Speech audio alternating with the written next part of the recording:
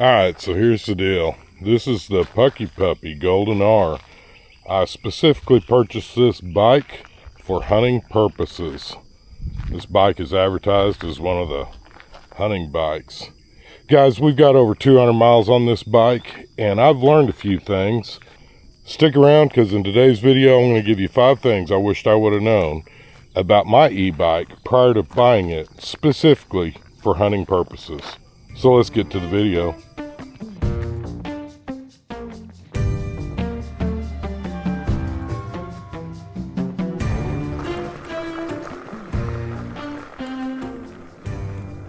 Oh yeah, we also hit 8,000 subscribers, so we're going to be doing that giveaway today. So stick around till the end so that you can see if you were drawn and won one of the game cameras that we're giving away this month. Since we hit 8,000 subscribers, thank you everybody who's taken the time to subscribe. Now let's get to the 5 things I wished I knew about e-bikes prior to making this purchase. Size does matter in this world, and the PuckiPuppy is 100 pounds of pure, raw, beast e-bike. This bike is heavy, guys. It does have the dual motor, front and rear. Specifically purchased that so that it might help me get up some big, tall hills, hill climb, stuff like that. And when we get to the opportunity this fall to be quartering up some game and bringing them out that way, I wanted the dual motors. While we're talking about the dual motors, this would be a good time to kind of explain the chainring. This bike is being advertised as a hunting bike. As you guys know, you've got the tourney derailleur, which is entry-level derailleur at best. It's one of the bottom of the line, bottom of the bucket. Your front chainring, in my opinion, either needs to be smaller and or a larger rear cog at the top, or a combination of both. Like I mentioned, this bike is 100 pounds of pure, raw beast power. But if you have a failure in the woods, this thing is not going to be easy to pedal out. It's just simply not. It's going to be difficult at best. And then a special note, I'm sure you guys noticed that we got the bigger pedals on there with cleats that'll actually hook into hunting boots. We'll do another video on that coming up soon as well. While we're stopped, I do need to point this out. This bike is advertised for like someone that's 5'7" to approximately 6'4", whatever. This is the actual size of the seat post that comes on it. I'll make a special note to this right here. This is your minimum insertion length into that. Now I'm only 6 foot tall. This seat is actually set up properly. This goes right hand in hand with talking about pedaling. If you got to pedal out of the woods or whatever, say your battery's low, motor failure or whatever. But if you look at this minimum insertion length compared to where my seat is. Now this is not a big expense, guys, but there's no way this bike could be properly set up for a dude over 6 foot. At 6 foot, this is too short. You can see here where I rode it for a little bit, well past that minimum insertion line, just trying to get it close to what actually fits me in my leg length. I've got 34-inch leg inseam, 34, 35, it doesn't really matter, give or take a little bit, because you do need a little bit of cushion. But that seat post right here, if they're going to advertise this bike as being for 5'4" to 6'6", they need to supply 2 different seat posts. This, again, easy fix, $20. It's not a make or break on the bike deal, but if you guys are 6 foot tall and you think the seat that comes with this bike is going to be tall enough for you, it simply is not going to be tall enough, especially if you have to pedal, because if your seat isn't adjusted right and you're sitting too low, you're going to blow your knees out, especially with this bike being geared way too high to be considered a hunting bike. So if you're over 5'7", trust me when I say this, you're going to need a taller seat post. You don't want to be struggling. This bike, like I said, it's a beast, and if you've got to pedal it out, trust me on this one, your knees are going to thank you. While we're talking about gearing, I think it's important to note we're in pedal assist 1 and we're in first gear. The cable, I briefly mentioned that the tourney derailleur is entry level at best, and I think if you're a guy that really wants your bike tuned up, you're going to experience a little bit it's not so much the entry-level derailleur as much as it is the cable. So we're just shifted up. It's a big hill. We're going to shift back down. So we just shifted down to get up this hill. We're in pedal assist 1. You can see we're doing 7 miles an hour. But when we get up here and start pedaling, we'll go a little bit faster, and we'll go ahead and go into pedal assist 2 and gear 2 in this flatter area, and you'll see what I'm talking about. The cable on this stretches a lot more than I care for, so it's something you're going to have to fiddle with definitely over the first 200 miles, because I've had continual stretch with my cable.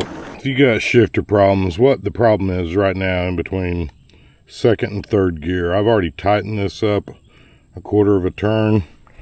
Now I'm backing it up, because what it's trying to do is it's trying to jump the chain.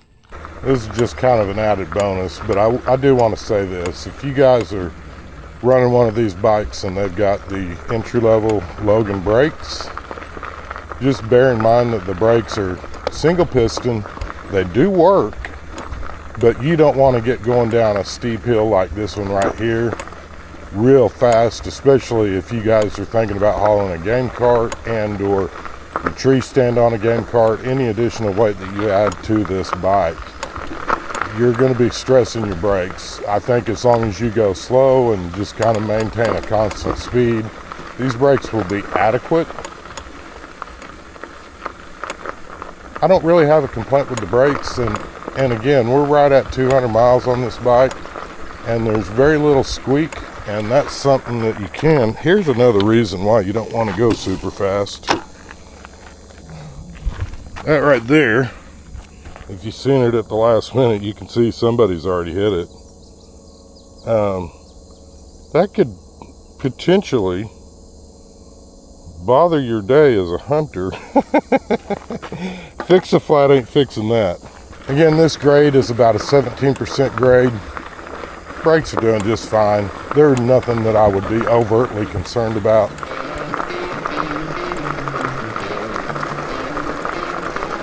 Let's talk about the motor and the power real quick while we're going through some of this rougher stuff. We've slowed back down. I asked you in an earlier video how fast a black bear can run. We are in bear country out here, and the answer is 35 miles an hour. Now with this 1600 watt combined power, 940 in the back and 640 in the front, that gives you quite a bit of horsepower. Oh, did you hear that? Yeah, you're not gonna outrun a bear, especially in some rough terrain like you'd be hunting in. You've got 960 max watts in the rear, 640 up front. It gives you what, 1500, whatever. You guys do the math on it. That gives you quite a bit of motor. That's something that you really need to consider, and one of the things that I wished I'd have put more thought into. A lot of the places where you're going to be able to take a bike, especially for hunting, if you're doing some of your national forest stuff like that, the max is 750. Now if you're hunting some of the state properties where it's not regulated, no big deal. And if you're on private property, you're probably riding a side-by-side or a four-wheeler anyway, so this ain't going to apply to you. But you do need to understand, especially if you're just now starting to look at an e-bike, that there is limits on, especially when you start talking about federally owned land, public hunting land, on how much your bike motor can be. So this one actually would be disqualified in some areas. I've heard some people say that you could actually disconnect the front motor and you're legal again. That I'm not 100% sure of, because even though this thing is actually says it's 960, that's peak watts in the rear. Realistically, I wish that all the bike manufacturers would come out with some solid numbers and just say if it's a 750 watt motor, it's a 750 watt motor. But a lot of your bike companies are actually talking about the max watts out, which is different, I believe. And if you guys are game wardens or something on a federal area, your 750 motor watt is what the cap is law-wise. but I don't think there's anything in the laws that says max output or whatever. So this technically, if you guys were looking at the Labrador Pro, would be legal. This bike, with it being the dual motor, could potentially be illegal wherever you're going to be hunting at. And again, I'm not 100% certain if you disconnect the front motor, if that would make it legal. That's one of the key points that I wished I would have really thought more on when I was looking at buying my first hunting e-bike.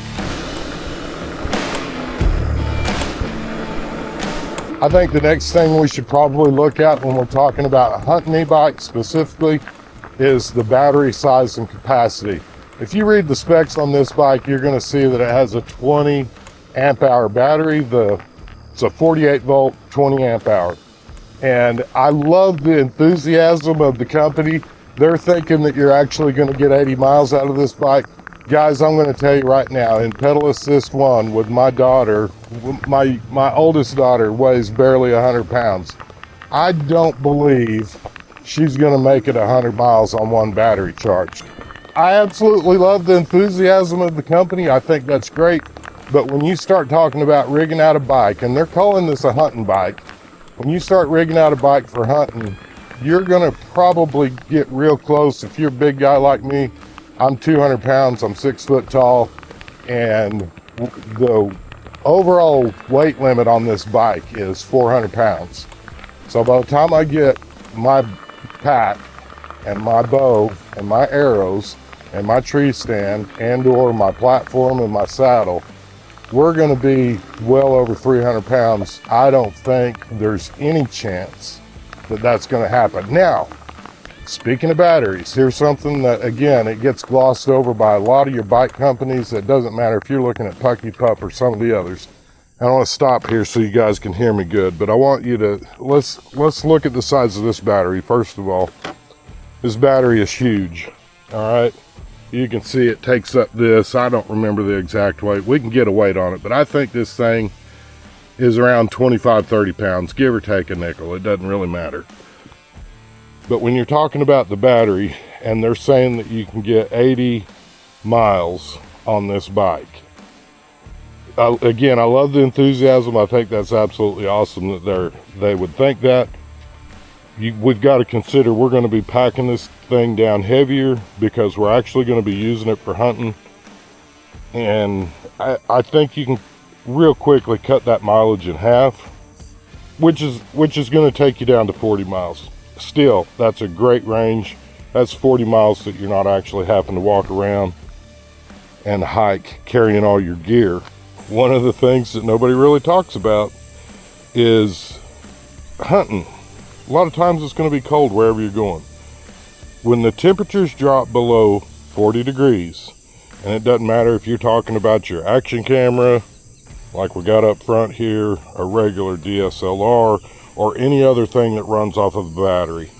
When your temperatures drop below 40 degrees, you lose approximately 30% of the battery life because it's trying to keep itself warm and function properly. So if you take 30% from the 80, which is the very optimistic number, right off the bat, take 30% off if you're in temperatures below 40. And this is not related to PuckiPup. This is any e-bike, any bike with a battery. You're going to lose 30%, especially when you get down into the teens. You're probably going to lose even more.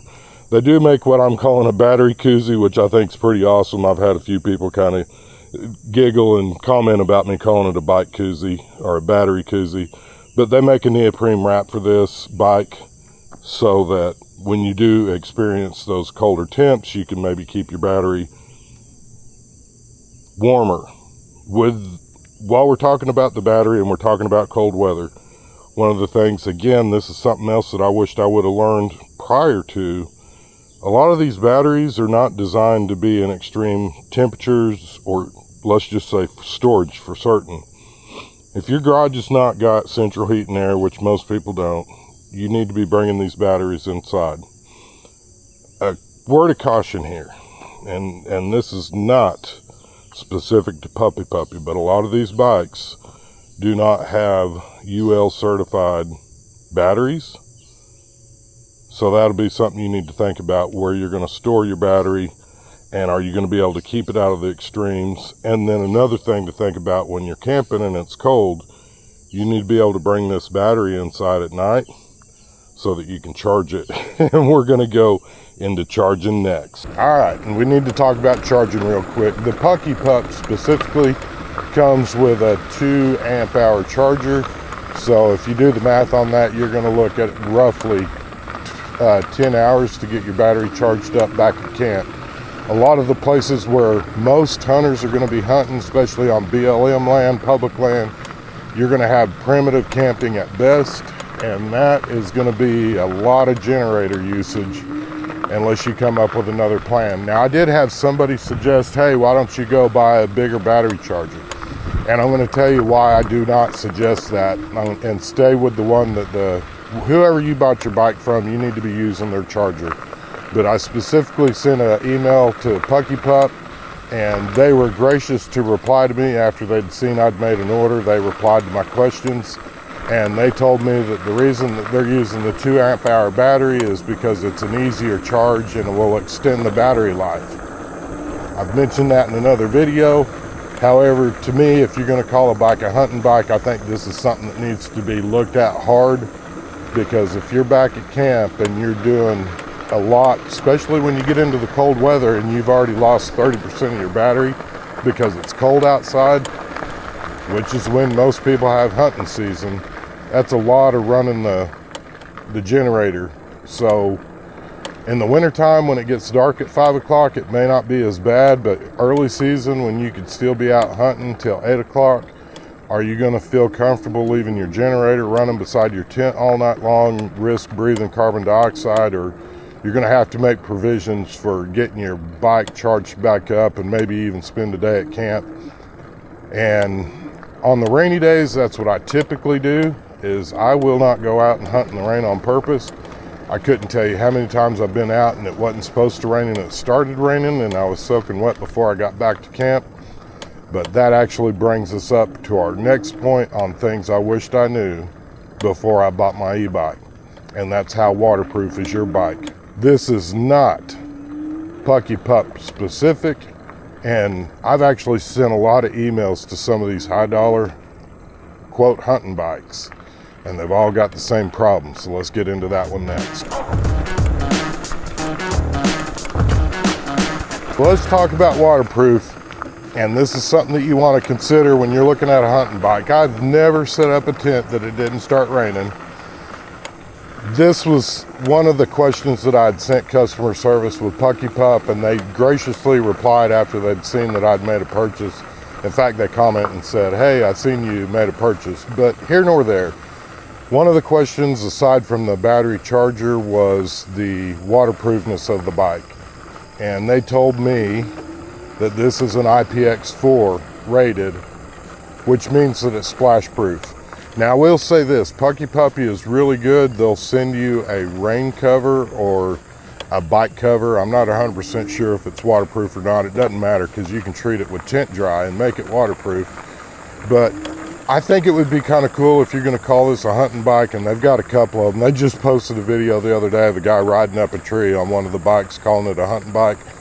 But if you're going to give a cover to us to keep our bikes dry and out of the weather when it does start raining when you're hunting, it'd be kind of cool to see that camouflage. Maybe instead of black, it's black with huge white letters that says PuckiPup on it. Again, I think it's pretty cool. They're one of the few manufacturers that are giving you a bike cover because they know the bike's not waterproof.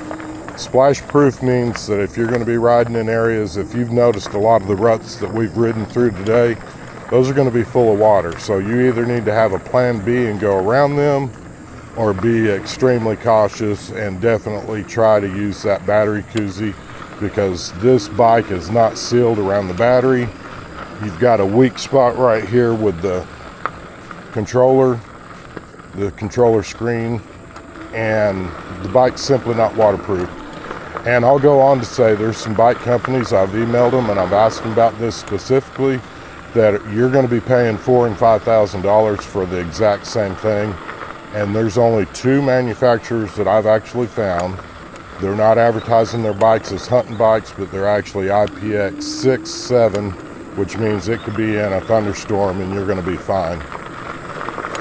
Now, I do want to say this. I've ridden motorcycles all over the United States. I've ridden basically from coast to coast. I've ridden from the Gulf Coast all the way up to the Great Lakes up in Michigan, and I've traveled through a lot of rain. One of the worst storms I was ever in, I was in Tennessee, and then the next up, which was probably worse than that one, was in Georgia.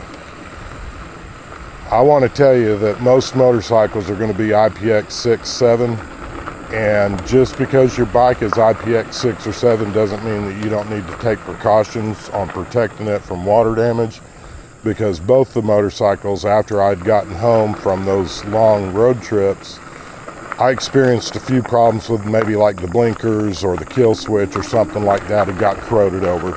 So take the waterproof with a grain of salt.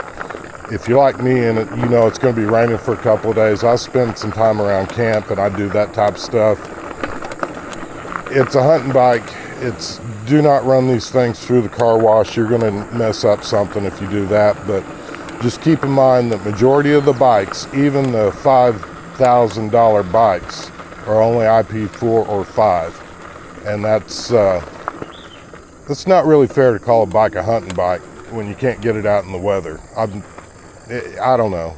I just think there's room for improvement there, and maybe that's something that they could do a tutorial video on and say, hey, if you do this, this, and this, it'll increase the waterproofness of your bike. I think maybe even if you know you're going to be out somewhere and it's going to be raining the next few days and you've got enough battery life, let's just look at that real quick, because I want to show you something. If you'll look down here at the bottom of this bike, let me get over here on this side.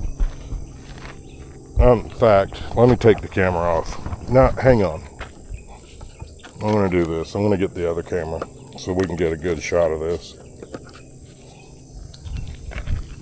But if you'll look at the bottom of this bike, there's a little bit of a gap here. It doesn't look like that much around the battery, but that, you're going to get some leaking in there.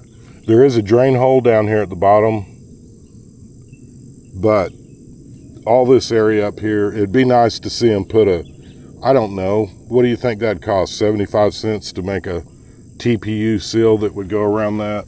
And that may be something else that we're going to look into as well. And then I'm going to be 3D printing something to cover up this main screen over here. And then I'm not too sure if you didn't go in here on some of these connections and put some of that silicone tape and then tape it up with electrical tape, if that wouldn't make it a little more waterproof. Again, you're going to have to keep your controls, any of your switches, all that stuff covered up if it's raining. PuckiPup does provide a bag, and I've actually got the bag in here. It's one of the things that we're going to keep on the bike. Here's your PuckiPuppy.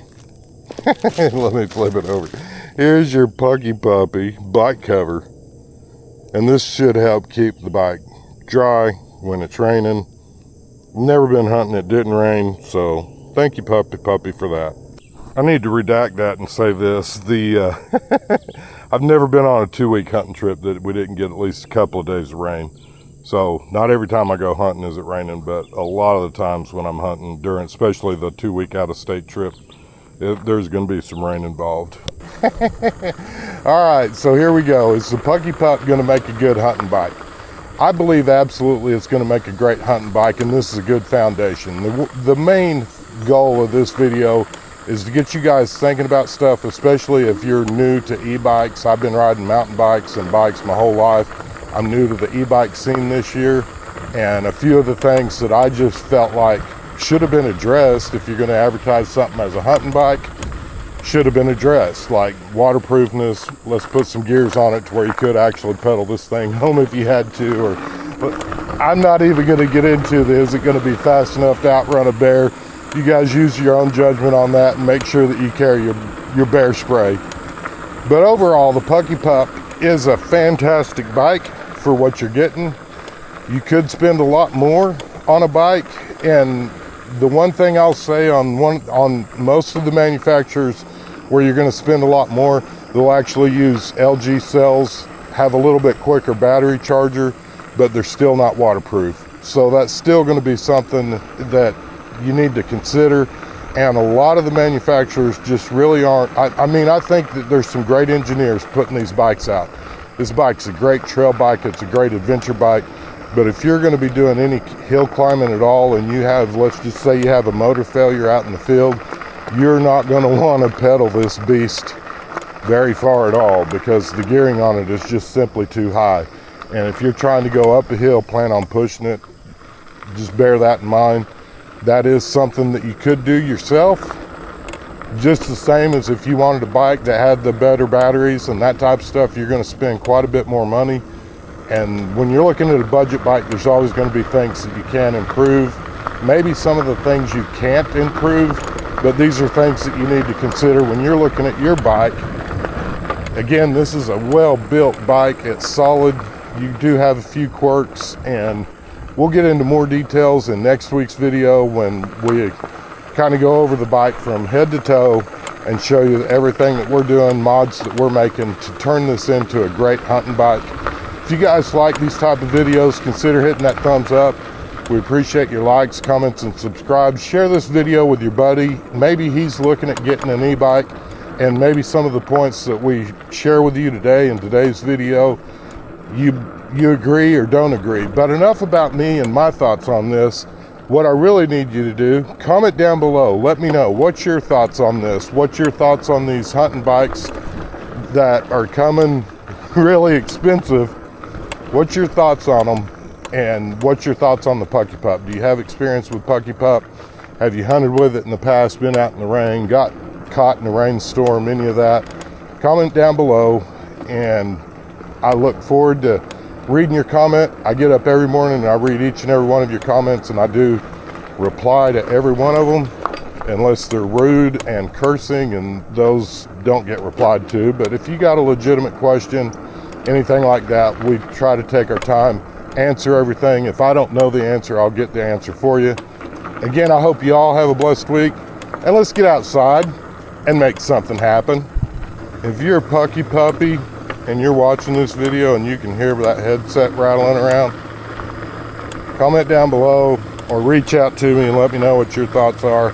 This headset's made a little bit of racket ever since we got it. You can still hear it creaking.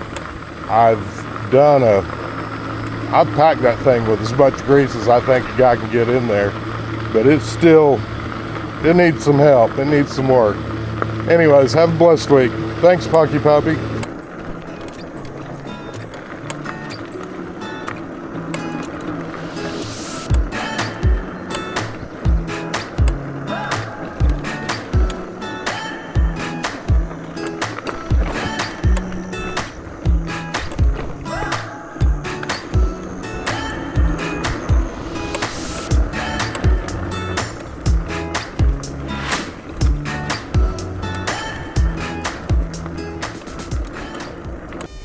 All right, you guys thought I forgot about the drawing, but I did not. We're giving away that Gardy Pro trail camera. I told you when we hit 8,000 subscribers, we'd be doing that drawing.